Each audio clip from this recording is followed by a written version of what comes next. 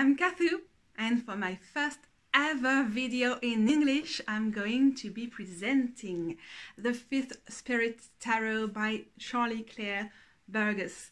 I am so excited. I've been working with this deck for a couple of months now, since November, I guess, and I'm in love. I love it. I had high expectations because it's a queer deck. It's a so-called inclusive deck, and I'm so looking forward to it. And it's full of diverse representation, and it revisits tarot in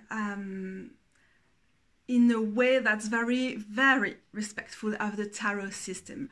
That includes deep and meaningful knowledge of the tarot system and a profound respect to tarot in a way.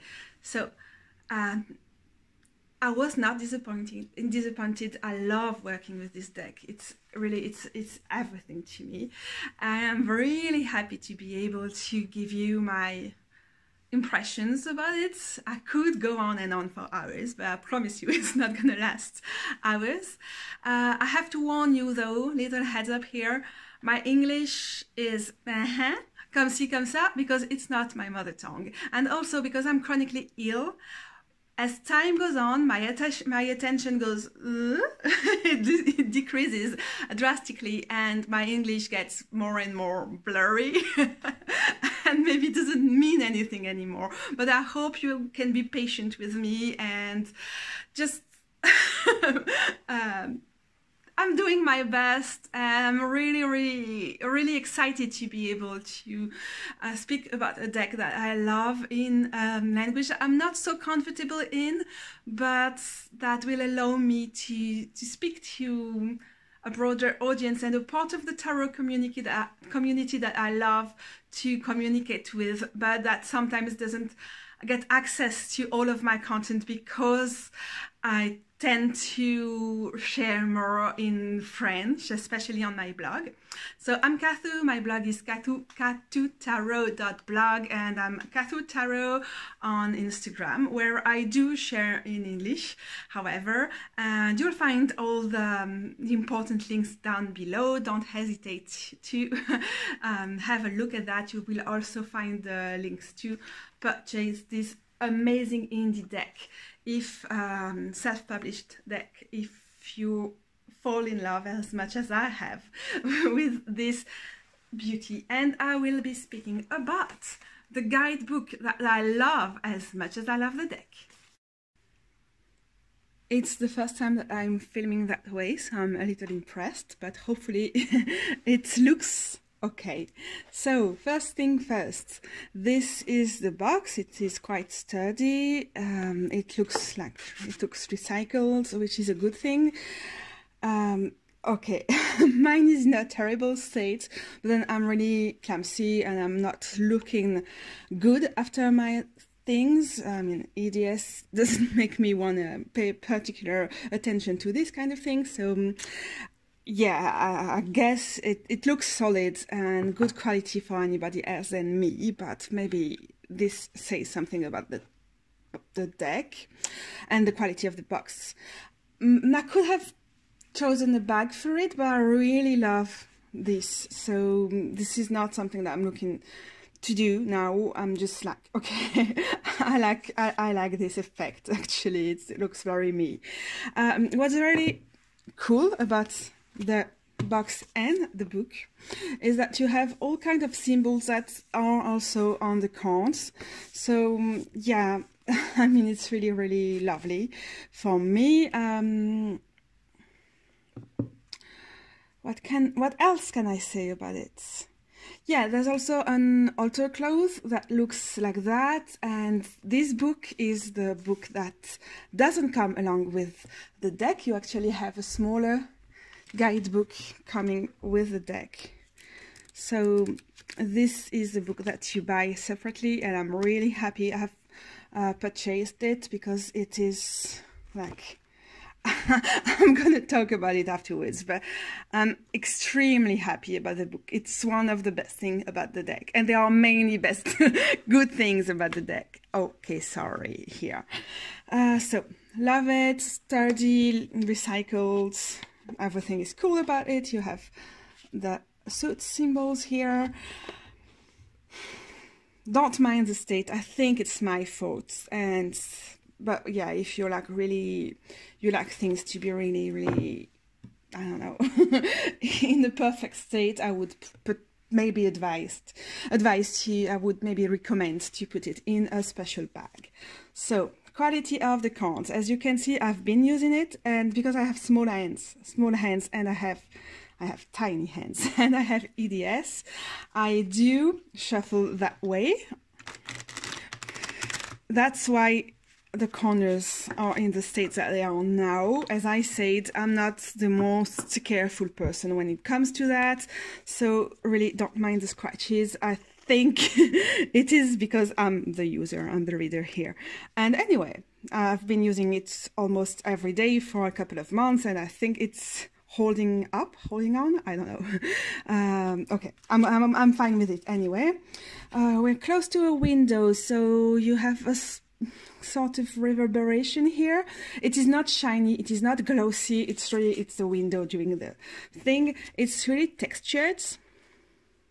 Yeah, it is glossy, I guess you can say it, but in a textured way, so it remains matte. I mean, it's the linen effect that takes the light, but it's not that it's shiny or anything. So to me, this is the perfect quality. You have some US games deck recently who are this kind of flexibility, this kind of yeah, card quality. I love it. It shuffles really easily, it doesn't stick, it's flexible, and yet it stays in the right position. It's not like curvy or anything. Curved. Okay, so really nice shuffling. Really nice to hold in your hand. Doesn't jump too much for someone with coordination and flexibility problems as I do. So overall, that's really perfect. And you have the infinity symbol. I want to say lemon-esque something. I'm not sure I have the word in English for that. So it reminds me of the last page of the book, the end and the beginning, and the symbol here. Well, obviously it's also a symbol that you find on many of the tarot cards, but I really love how they are in the back, so it means that you can do reversals if you want to. Right, that's enough for the technical aspects. Now let's jump into something that's more going to concern what's in the deck and what makes it so special here. That's a non-binary deck. It's a queer deck, but not in a blatant way. Not that it would be bad, that it would be done in a blatant way. I would absolutely love that as a queer person, but it's inviting to anybody. But that being said, we need more non-binary decks. We need more queer decks. We need more so-called inclusive decks. Whatever I think of the word, I'm not really positive about the word.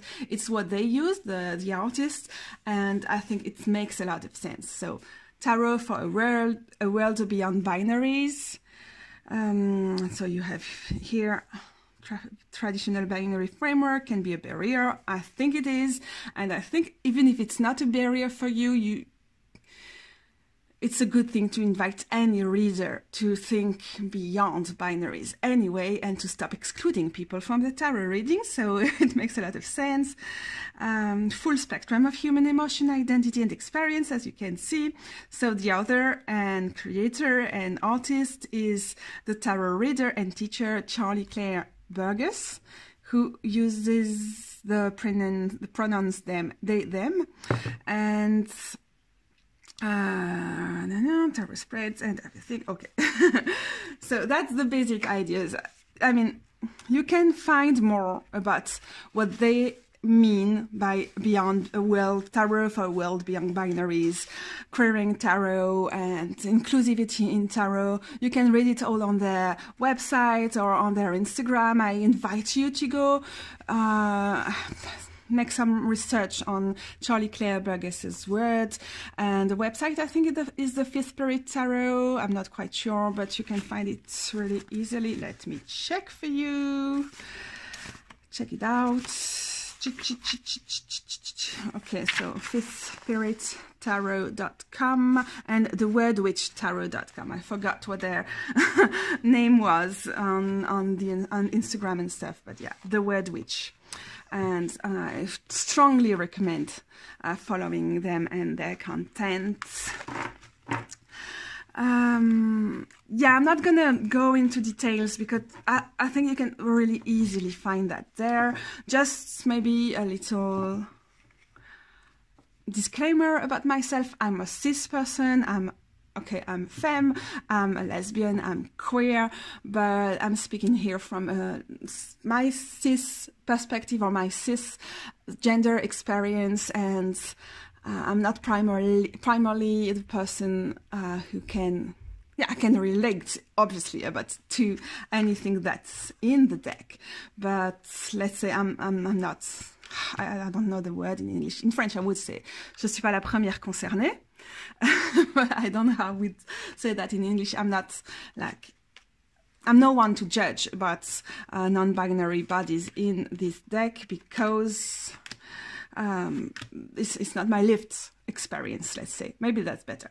Okay, you have fat people, and as you know, probably this is one of the things that really matter to me in a deck since I've been writing on fattening tarot for a while now, including in English. You can find it in the old Little Red Tarot community blog, and I would put a link down below so you can have an idea. I'm just showing you the stuff really quickly here so you can have an idea of what the deck is about, and then I'm gonna take some time to reflect on the deck with you. So what's really cool is you have major arcana that are richly illustrated, let's say, and the minor arcana on the other hand is quite simple. It's not abstract, it's not too simple, but it's very simple, and I love it. For me, when there are human situations, when there are several figures on the, let's see some other major arcana, minor arcana here. You see, it's very, it's simple and to the point, and it leaves space to maybe the imagination, or maybe you want to call it the intuition, whatever your way of reading tarot is. To me, it's important. To me, it makes a difference. I noticed that when it's too busy in the minor arcana cards, I have a hard time using and I don't have a hard time reading tarot with this kind of decks, but using it regularly proves to be a challenge for me. It's too much,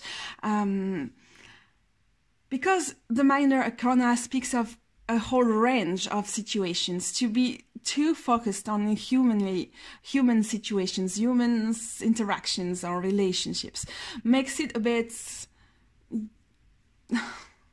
annoying. And also, you can read tarot on a purely internal inner level, and yeah, too much humans on those cards would be kind of distracting for me. So I love this. I don't read like non-illustrated pips like Marseille style or anything. I hate it because it doesn't mean anything to me. I don't use numerology primarily, so I like it to be quite explicit, even if it's simple, even if it's not about like the so many details.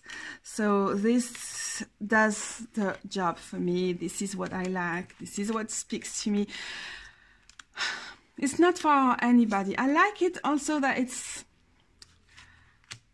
to me, it's neutral, this deck. I saw some people complaining that, especially the Major Arcana, would be like, make it a modern deck.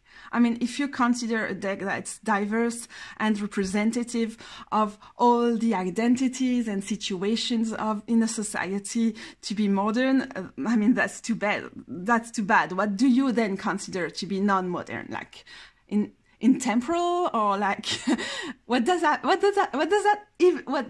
even mean? I don't consider it to be either no timing deck, let's say. I'm lacking words here in English, but I don't either consider it to be modern or traditional or anything. It's an all-rounder, it's a generalist deck, and there are some pretty, I mean, elements that will remind us strongly of our modern, or let's say modern is a strange word, but let's say our contemporary life. But it's not all about that. It's, I don't know, it's well balanced, I think. To me, it's what I want to see in a deck. I'm really, really, really happy about this deck. It reminds me of the Slow Roller Tarot, or this kind of queer decks that I know that can cover any kind of situations and be inclusive, or at least not excludes blatantly some parts of the population, of some minorities. And yeah, still, there's so much tarot knowledge here. We have someone who is, I would say, when judging from the book, a tarot scholar, someone with a lot of academic experience, but also an ability to speak to a very broad audience. And yeah, I don't know what I was saying in the first part of the sentence, but you see the point here. So enough with the Minor Arcana. What I certainly hope is that I've shown enough for you to decide whether this is the kind of deck that you're comfortable with or not. It's not for anybody. The simplistic approach to Minor Arcana. I would speak, I hope to speak about the court cards later on, but if you like this kind of aesthetic and also this kind of approach to tarot, I mean, I just want it to be quite okay. We have all the Major Arcana here, so yeah, I just wanted to be honest about that. I guess that to me this is a perfect tarot deck. It's a deck that I can use any day for any kind of situations. I don't read tarot to others at the moment, but I could use it to read to others as well as for myself. So voila. For some people it is really not what they are looking for. For me it's just perfect. Let me try and arrange it a little bit for you here so you can have a look. Everything is in the frame, sort of. Okay, and here I want to speak maybe a bit more about, what am I doing? Okay. I want to speak a bit more about the guidebook here. The actual guidebook, not the one that comes with the deck. Wait, well, cut you, that doesn't make sense. Whatever I'm doing doesn't work. I was trying to arrange it in 3 lines, but clearly this is going to be messy. So, sorry. In Ologies, in the guidebook, you have a lot of pages for the Major Arcana, if I'm not mistaken, about 90, and you have way less pages for the Minor Arcana, if I'm not mistaken. It's about let me count, 60. That means that's basically you have 1 page for every Minor Arcana card. They give you a good idea of what the card is about. It's a really good book for beginner as well, and you can definitely use it with any other deck. So that's useful, and to me it's enough. Not that there's not a lot to say about a Minor Arcana card, but it's enough to get the gist of it, and then you go further if you want to. And yeah, it's good to start, and there's enough for you to, you know, connect it with the imagery here in specific deck, but also with any other deck. Now, about the major arcana, you have usually 3 to, let's say here we have 5 pages, a bit less, for every card. You have a lot of citation. You have the quotes that are here in highlighted in the beginning, but you have also a lot of a whole citation process throughout the description. I would say it reminds me of Tarot Classic. Okay, sorry, Tarot Classic Rachel Pollack's work. So it's a really cool book. It's full of references. I love that they did not Charlie Claire Burgess, they did not, how do you say that, shine away. They didn't try and escape all the usual Christian or, let's say, religious references in the cards. They address it, and they address it in what I would consider a queer and feminist and non-binary way. There's a lot of references to, you know, like philosophical references, as you can say. They are everywhere, and that's really interesting. I think that's why it makes me think of the foundational work of Rachel Pollack that I love, but it's also, to me, it's dated. I would not say it's outdated, but the Rachel Pollack's books were written in a different context, and it doesn't really work for me at this stage where I am at in my life, let's say, where we are at in the world. And I know a lot of people can totally relate to it, but to me there's something lacking. So this one, on the scholarly, let's say, it's not too scholarly, but there's a scholarly approach to tarot that reminds me of Pollack's work, and there's something that's really, yeah, also down to earth, like really applicable, that you can apply to your everyday life, as well as some, to me, it's really necessary reflections on the philosophical, societal impact of the tarot cards, and how you can relate to them on a personal level, but also to connect them to the macrocosm, to the societal, to the systemic issues of our times and of any time, actually. So that's what's a bit weird here, to consider it to be very modern, because it is like there's a historical, a philosophical perspective. It's dense, but I don't think dense would mean the same in English as it does in French. In French, I would say dense as something that's really rich. It's very intense. It's full of things. It's well researched. It's smart. So I guess you don't use the word in the same way in English, but that's what I mean. It's a tarot, quote unquote, Bible for me. I also like Beth Maiden's book. Let's say, wait. Here are some of the tarot books that I consider to be really interesting. So I was comparing it to Rachel Pollack's work. Okay, that's one thing. It's something that's really modern. It's the Michelle T's book. I love it, but it lacks it's complex, but it lacks the philosophical and all of the more profound things that I'm personally, as a kind of nerdy person, looking for in a tarot book. It's not for anybody, but I love the nerdy content. And my favorite book is actually now we have two, Beth Maiden's book, Beth from Little Red Tarot.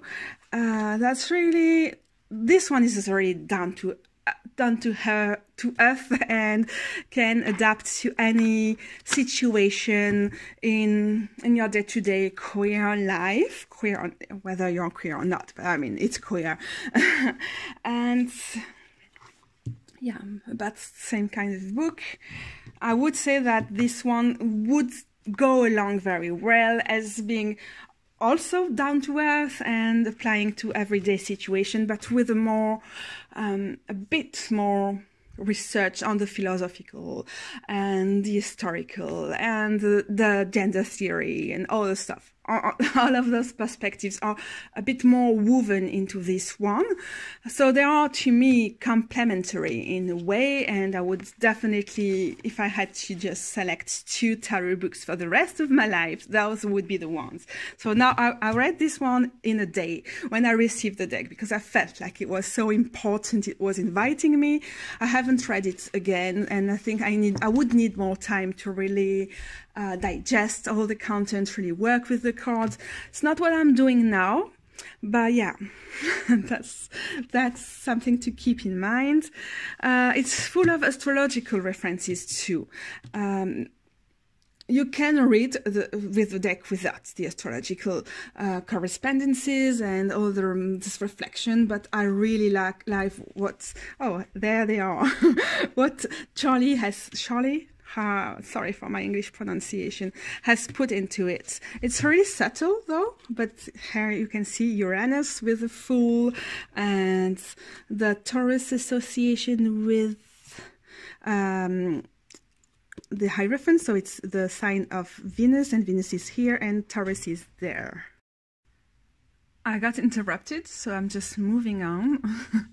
And I will speak about the astrological symbols maybe later on. So let me lay the first cards here.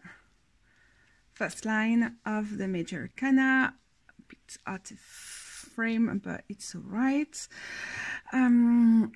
What you will notice here, I'm not gonna go through the cards here, because I think I'm gonna keep the comparative process of the cards for my later video in French. I'm going to have a more comparative, let's say I'm going to compare the cards more in the other videos. Here, I just want to give my impression with the cards under my nose and yours then. As you can see, what the non-binary approach means is that you have, and it's a lot of decks tend to do that now. I wouldn't say it's better or worse. I mean, it's just a choice, and I think it makes sense. The choice is to keep the traditional names for the cards, and then to have a queer, a feminist, or a non-binary approach within the cards, with the representation, that because you have a traditionally so-called masculine card, the character in the card is not necessarily going to be masculine, and that there's something that's more, I don't want to say fluid, it's not the word, but more organic maybe in the way that the character are presented. Also, what I think makes a deck non-binary is that you cannot judge, you cannot assume anybody's gender based on what your impression is of their gender expression, of their body, of things like that. All you can judge from there is what your assumptions on gender are and how biased you may be. And I think that's something that you can find throughout the deck. It's not like you're invited to look at the characters as they would say, because it's a deck beyond the binaries, beyond gender presentation or your assumption about gender and bodily features or whatever. I don't think that I have the right gender words in English, but you see the point. There's so much more than gender in those cards, but keeping the traditional names, you can still follow. If you're a tarot beginner, you might not be as lost. I'm not quite sure about that, to be fair. I mean, I learned tarot with alternative name for the cards and for some of the major arcana. It never bothered me. I had in mind what the traditional names would be, and I love that there was something different here, but I also see the use of just keeping a coherency, keeping the names, and really working on the representation to make your tarot deck more inclusive. Personally, that's where I'm more sensible. That's what speaks to me the most is the work on the depictions, on the representation. I know some people think that, and it's a point that I do share, that you don't need the representation or the diverse representation to read the deck in a diverse and representative and inclusive and social justice oriented way. But to me, as a fat disabled person, I really miss representation in a deck, and it makes a difference to me. If I can't see myself, if I can't see people that I love, if I can't see plenty of different communities being represented in a deck, then this deck is not going to work for me. I know that for some people it's not that important, but that's my approach to tarot, is that representation matter, and resistance via representations is actual resistance. It's not all there is, but it matters. So obviously a deck with such a sensibility to representation is something that's going to be majorly, extremely important for me, let's say. Okay. I'm losing track of things here, so let's just enjoy the beauty of the cards. I am not going to spend too much time. Oh, sorry. I'm not gonna spend too much time commenting on each card, or we'll never get through it. I'm just gonna lay the major arcana so that you have an idea of what's in store with the deck. What can I say? It's so rich. It's treasure, really. I'm so glad that I'm able to work with this deck. It makes such a difference for me. And yeah, I'm not gonna comment on the cards any longer. I mean, it would be hard for me to do it in English the way that I traditionally, the way that I usually do it in French, to really dive into the card and what I see in the imagery and everything. But I hope that it was useful to you to have an idea of what's in the major arcana cards.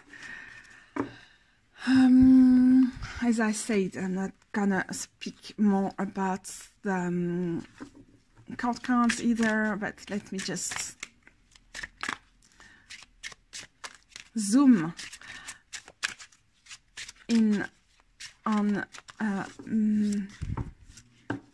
minor arcana cards so we can maybe speak a little more about this one together. Six of Swords. What's interesting for me here is we have the migration birds. We say oiseau migrateur in French, and I have no idea how you say that in English. We have a last crescent moon, so that's the idea of it's the end of a cycle. Maybe the void is near as well, but we're still moving on. I love that what you're bringing in the boats with you, and once again I'm losing words in English, is the nails. So to me it's the idea that no matter how heavy they are, and if you look at it with a very rational mind, all of the weight being on the front of the boat makes it really unstable. But actually, the accent, the focus is on, to me, is on stability, because you have what you need to rebuild something elsewhere. Okay, it's a long journey. and the moon, which is almost dark, reminds us that it's going to be long.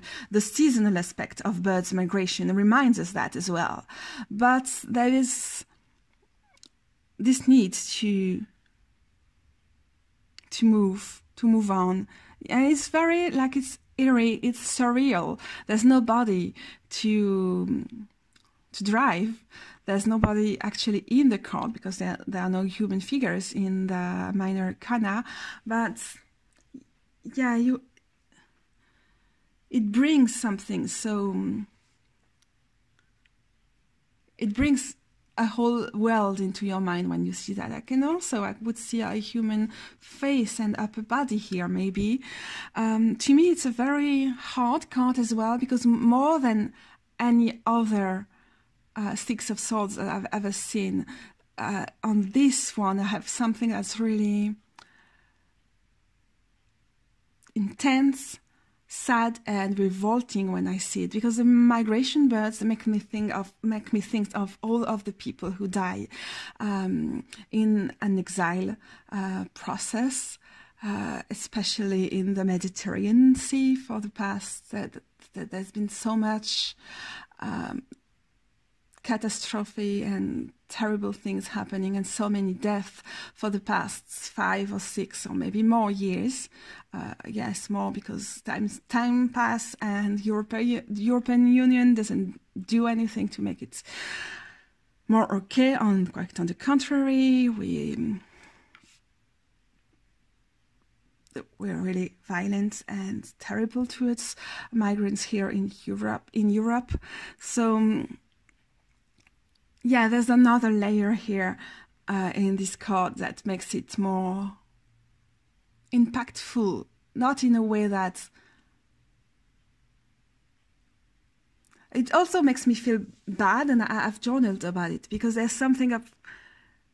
When you see a card, you can compare whatever you see to the situation that you are going through at the moment. When I see that, I know that as a white person, living a privileged life in Belgium, I cannot compare with whatever I would be going through in a Six of Swords kind of situation to what is going on for people who die at sea because they are in a migration travel, and that makes it a very difficult card for me as well, because it's calling me to observe what I've done, or especially what I have not done, to resist our government's exclusion and violence towards refugees and migrants and everything. And yeah,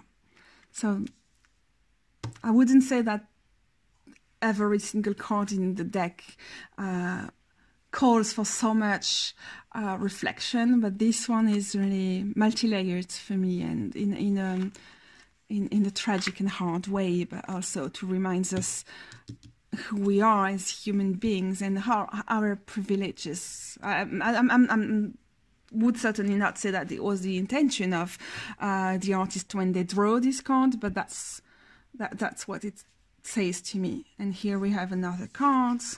It's the Seven of Pentacles. It's really funny because we have some kind of cucurbitaceae, like I don't know, like pumpkin. Pumpkin that are being are growing in the garden, and you have the peace sign. So it's really the reflection process of the Seven of Pentacles, maybe the being in standby process, and making sure that what you want to harvest is what you really want to harvest, or what you're actually harvesting. To have here a slighter note on this with these cards. Still, I would say that maybe it's lighter, maybe it's not at all, because it could lead us to some reflection on food accessibility, food justice. Definitely. There's a lot to think of, but that's, I mean, with any deck. You could and you should use tarot to reflect on that as well, and more than reflect, to act on those societal issues. So because I didn't spend time to explore major Arcana cards, I'm just gonna draw one and quickly, in a couple of minutes, say a few words about it. Okay, so it was in the right order, so I'm gonna mix it a bit more.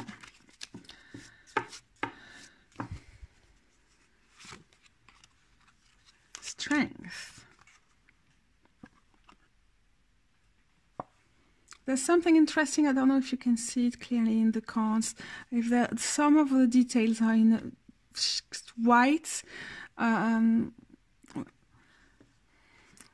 There was a process of the cards that in the printing process, the white is shining in a specific way on the cards. I really appreciate it. Let me show you what I mean, that you can see here in the version that you have here, that it's been digitally whatever. I'm not gonna be able to explain, but you see what I mean. So let's take some time to look at what's written here. I can't really see from where I stand, but hey, I love that this is a dog, and this is a dog from a breed that is usually considered dangerous, and it's dangerous because humans often make it dangerous, but it's not a dangerous dog per se. So that's really, it's an interesting choice. I love the sunflower here, and how do you say that? The fiery heart. It's not the right word, but whatever. With a bandage on it, very strength, very, very cool. Love and trust, lovely keywords. The swords is broken here. I'm just saying what I see. I'm not interpreting strongly now. So you have the fire elemental sign, Leo and Sun, since this is the card of Leo. I love that the leash is on the ground, and it's especially like those strangling colors. Once again, I have no idea what the proper word would be in English. It's really releasing something that's gently releasing someone, something within you that maybe has been broken, has been devalued, has been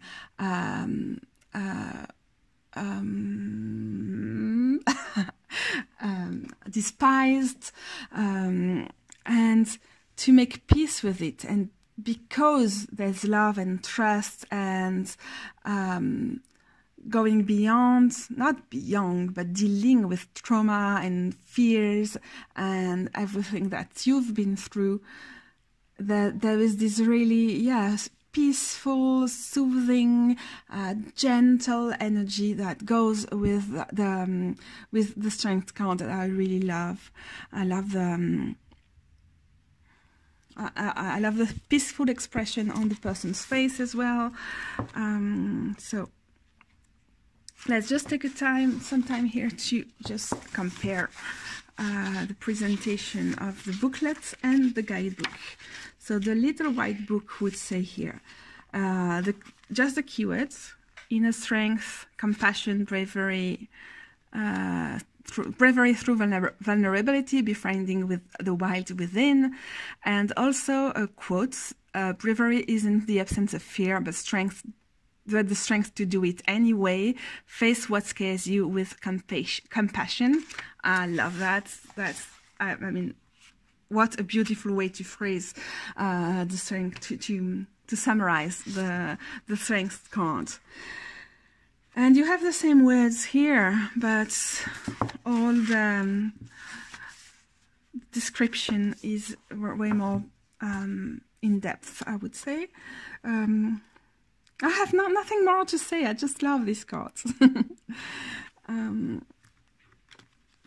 You see how with really simple a simple way to incorporate the elements in the cards, but also a very good attention to details. You can come up with tarot cards that have a lot of strength as well. I only noticed, I keep on drawing these cards, but I only noticed a couple of days ago that you have the actual towers for the cards before the star on the background here. You have one of the pine in the background that's been either through a fire or through whatever, but you know, it's there. Maybe all of the rest, they grew back, but this one is not going to grow back. What it means to me is that we need that, because there are insects in it, there are fungi that stay in those specific trees, and yeah, I don't know, I just love it. The reflection on what is law, what is justice, who makes justice, what's the real justice, is really beautiful on with this crumbling house of law here is beautiful on this card. I love the reference to Mat and the Egyptian weighing of the heart versus opposing a feather here. Love it, love it, love it. Also the symbolic things here are really cool. And I'm a Mercurian person. Mercury is the leader of my chart. So the Magician is a card that I love to have a look at. Let's have a look at this one then. You have the... it's the same word in French as in English, but I'm just... too tired. It's time to finish here now. So the Ouroboros is here. Love it. Love the reference to the process. You have elemental correspondences, but only air and earth here. Air, earth, water, fire. Okay, so again, infinity symbol, pillar and mortar, pillar and mortar, yes, and the cup, and on the suits here, and roses. I love it. What mercurial person doesn't need a bit of rose in their life to make it a bit easier? I love the experiment that's going on, and there's something that's kind of witchy but also scientist, and just Mercury is here on the tattoo, and